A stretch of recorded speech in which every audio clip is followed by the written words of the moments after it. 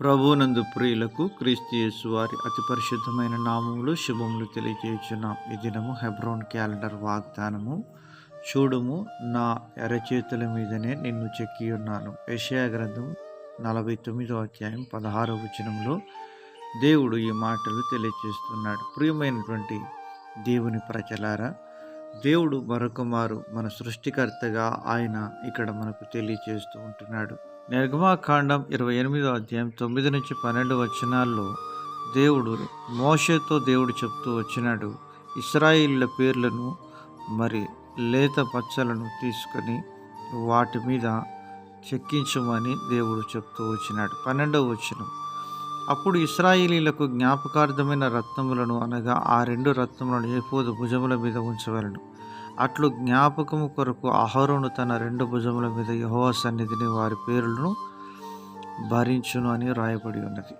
ఈ అహరోను ప్రభువైన యేసుక్రీస్తు వారికి సాదృశ్యంగా ఉంటున్నాడు. ప్రభువైన యేసుక్రీస్తు వారు మనకు ప్రధాన యాజకుడిగా ఉంటున్నాడు. హెబ్రీ పత్రిక 7వ అధ్యాయం 24-25 వచనాల్లో హెబ్రీ గ్రంథకర్త అంటున్నాడు, ఈయన నిరంతరం ఉన్నవాడు కనుక మార్పులేని యాజకత్వం కలిగిన వాడాయను.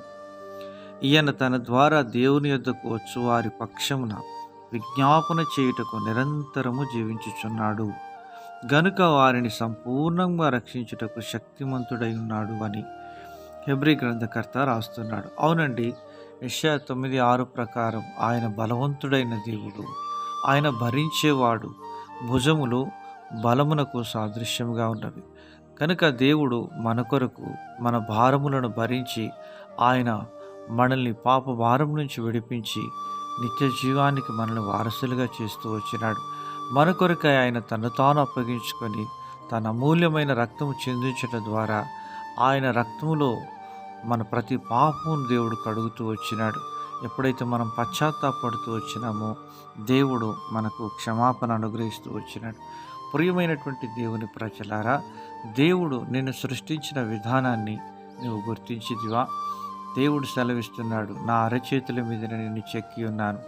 దేవుడు నిన్ను చెక్కిన ఉద్దేశం ఆయన ఒక గొప్పది కనుక దేవుని యొక్క చేతిలో నువ్వు ఒక భూషణ కిరీటముగా, రాజకీయ మకుటముగా నువ్వు ఉండాలనేటువంటిది దేవుని యొక్క సంకల్పమై ఉంటున్నది. అయితే నీ యొక్క జీవితంలో దేవుని ఉద్దేశం సంపూర్ణంగా నెరవేర్చబడాలి అంటే ఆయన చిత్తానికి మనల్ని మనం అప్పగించుకున్నప్పుడు దేవుడు నిన్ను బలపరిచి తన మహిమ కొరకు వాడుకొని ఉంటున్నాడు. అలాగున ప్రభు మనల్ని దీవించి తన యొక్క నిత్య కృప సంకల్పం చొప్పున ఆశీర్వదించునుగాక.